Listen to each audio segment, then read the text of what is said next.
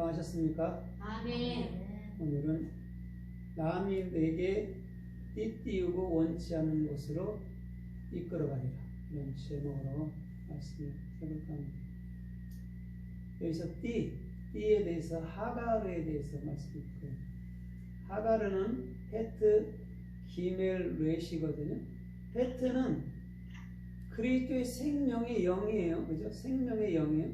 생명의 영을 가진 자는 하나님의 올바른 말씀을 뭐 하는 것이죠? 보답하는 거예요. 하나님의 올바른 말씀.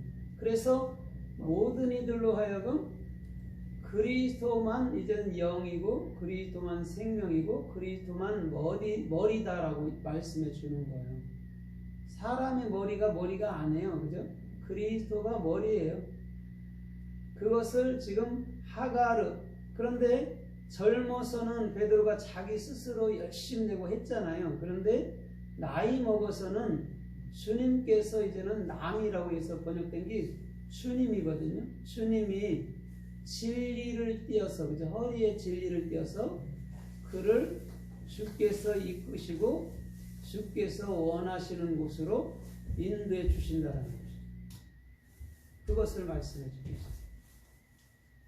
그래서 주님도 다른 보혜사를 너에게 준다는 게 그리스도를 여기에 주는 거죠. 예수의 다른 영이죠. 예수 다른 영이라고 그러면 그렇지만 예수의 영이 보혜사 그리스도인 것이죠. 그래서 보혜사라는 뜻은 원래 그 위로자 또 안식 이런 뜻이 있어요. 그래서 성령의 그 참 말만이 사람을 안식시키는 거예요. 사람의 말들은요 절대 안식이 없어요. 많은 말이 오간다 해도 절대 안식 없어요. 하나님의 말만이 안식이 있는 거예요. 그러면 오늘 이 참으로 하가르라는 진리의 띠는 뭐냐면 우리가 허리에 되게 차거든요. 허리에 차는데 허리에 차면 이게 뭐냐면 그 알파와 오메가 되시고 시작과 나중 되시고 끝이 되시는 걸 말씀해 주고 있어요. 그래서 요한계시록 1장에도 예수님께서는 그 허리에 우바스 정금띠를 띄었다라고 얘기해 줘요. 예수님은 성경 66권이잖아요. 그죠? 근데 그것을 정금띠를 띄었다라고 얘기해 준단 말이에요.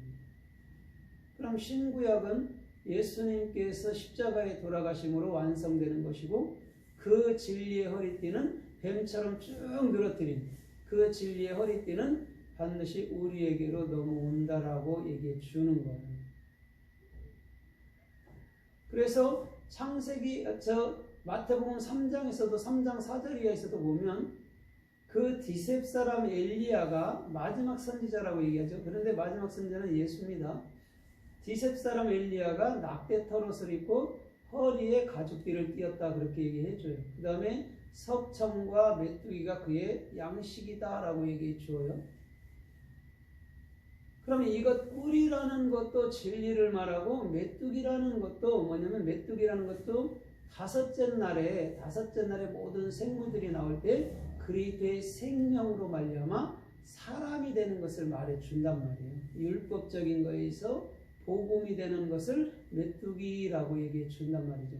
그게 요한계시록 9장에서는 황충들이 올라온다라고 얘기하죠. 무적인.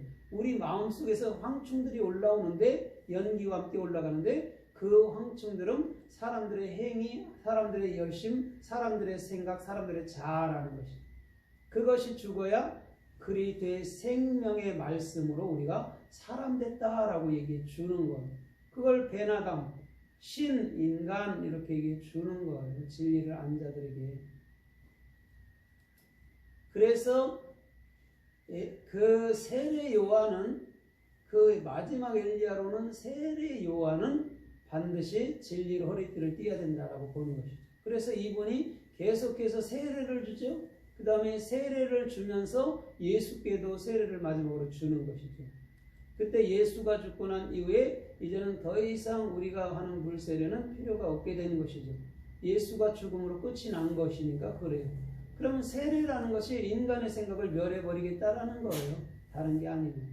그래야 그리스도인으로 살 수 있기 때문에 예수님이 대표로 11조의 대표로 십자가에 돌아가시고 세례와 할례와 모든 율법과 모든 행위들 모든 천지만물을 이루신 것이죠. 그래서 천지만물을 이루어 주셔서 저와 여러분들 마음속으로 그리스도라는 참말 참영으로 들어온 거예요. 그럼 새하늘과 새 땅은 우리 마음인 것이죠. 그죠? 바깥에 있는 것은 시청과 표적일 뿐이고 새하늘과 새 땅은 우리 마음속에 정확히 이제는 그리스도로 말미암아 영원한 삶 속에 있게 됐단 말이죠. 그래서 사도행전 12장에도 보니까 베드로가 옥에 갇혀요. 그래서 베드로는 쿨쿨 자고 있어요. 그때 천사가 옆구리를 치면서 빨리 일어나라 했을 때 겉옷을 입고 허리띠를 띠고 그 천사를 따라 나갑니다. 거기서 허리띠 할 때 하가르예요. 그때도 그러니까 사도행전 12장에서도 12장에 정확히 다시금 허리띠가 나오잖아요. 요한복음 21장에 지금 나오고. 그러면 왜 두 번째 또 베드로한테 또 여러분 사도행전 2장에는 이미 성령이 임했는데도 불구하고 베드로에게 왜 또 띠를 띠게 할까요? 이것은 이런 거예요. 베드로가 성령을 받았다 하지만은 막연하게 그냥 귀신 쫓고 병 고치고 뭐 치료해주고 문제 해결해주고 그런 쪽으로만 알고 있었다라는 거예요. 성령을 받고 난 이후에도. 그래서 확실하게 그 감옥에 가두면서 베드로의 그 율법적인 행위를 완벽하게 끊어버리는 것이죠. 끊어버려서 이제는 진리로 흔들리지 않은 그런 삶을 살도록 만들어버린 거예요. 그런데 왜 그러냐면 갈라디아서 2장에도 보니까 사도 바울이 베드로를 책망한단 말이에요. 너는 성령을 가진 놈이 복음을 가진 놈이 왜 이방인들한테 왔을 때 너 외식해? 이런단 말이죠. 그건 성령을 받았다 하지만 그 성령은 외적인 율법적인 성령이란 말이에요. 내주하는 성령이 아니고. 그러다 보니까 사도 바울에게 책망을 들을 수밖에 없는 거예요. 그런데 내주의 성령을 받으면 바깥에 일어나는 그런 현상들에 절대 요동하지 않는단 말이에요. 누가 뭐 병이 치료됐네, 죽었던 사람 살아났네, 그게 하나 중요한 게 아니에요. 진리를 가져서 살아나야지. 진리도 없는데 그 눈만 떼주면 뭐하냐고. 그게 율법적인 행위를 베드로는 끊임없이 하고 있다는 거죠. 주님께 그만한 은총을 받고 그만한 사랑을 받아도 끊임없이 쟤는요, 옆에 사람은요 맨날 그러는 거예요. 베드로는 신앙이 그렇단 말이죠. 그 수준에 머물러 있는 자죠. 그래서 주님께서는 그에게 반드시 허리띠를 참으로 재창조식으로 떼어주신 것이죠. 다시는 요동하지 마. 진리 가운데 살아. 그런 거죠. 외적인 거 보지 마. 외적인 거는 절대 너에게 기쁨을 줄 수 없어. 이런 것이죠. 안식을 줄 수 없어요. 외적인 거는요, 끊임없이 문제를 만들고 끊임없이 우리들에게 염려와 근심을 줘서 절대적으로 안식을 줄 수 없는 게 외적인 거예요. 그렇기 때문에 우리는 외적인 거에 온 정신을 쏟으면 안 돼요. 내면에 온 정신을 쏟아야 돼요. 그래서 내면의 말씀이 완성돼야 바깥의 거는 그냥 되는 거예요. 됨인 거예요. 그건. 되려고 노력해도요, 피곤만 할 뿐이죠. 절대 안 돼요. 내 안에서 말씀이 완성되면 바깥의 건 저절로 되게 돼 있는 거라는 것이죠. 그러니까 우리가 끊임없이 주님께만 집착할 수밖에 없는 거예요. 사람은.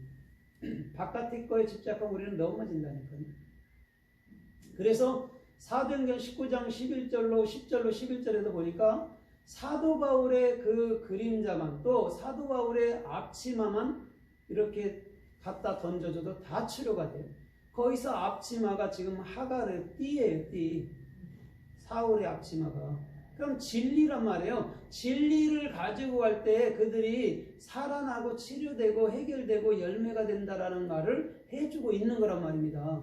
그런데 거기서 뭐라고 그래? 희한한 능력이라고 그렇게 해석을 해놓은 거예요. 왜 하나님의 말씀이 희한한 능력입니까? 반드시 이루어지는 것이지. 하나님의 말씀이 하고라라는 바울의 앞치마로 보여지는 시청각으로 등장했을 때 그것이 참된 말씀임을 우리 안에서 알게 된다면 희한한 능력이 아니라 반드시 이루어지는 그런 축복이 있는 거예요. 그래서 사도행전 21장에서도 보니까 21장에서 1절로 9절까지도 보니까 거기에 보면 아가브라는 어떤 선지자가 일어나서 바울의 허리띠를 갖고